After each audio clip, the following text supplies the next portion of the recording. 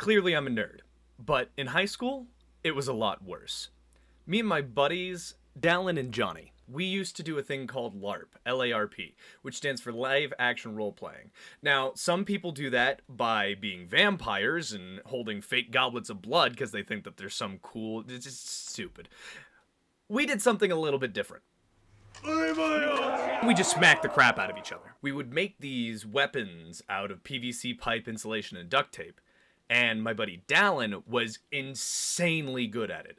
This kid could make anything. Spears, glaives, made a bow and arrow. He'd come with this big bag of weapons, so we called him the Santa Claus of violence. It was absolutely incredible.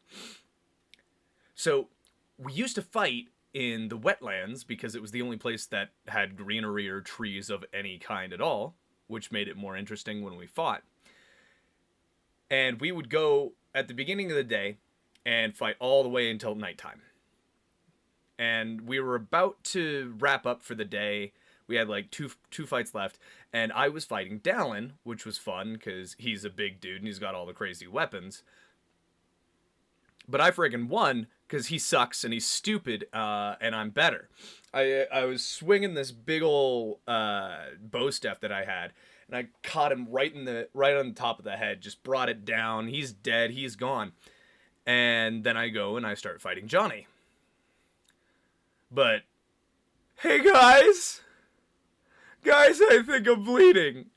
You're not bleeding. They're styrofoam and PVC. Guys, no, I'm pretty sure this is blood. We go over to check on him. It's dark, so he's just sitting there covered in sweat. I turn on my phone's flashlight, and well, it's not all sweat.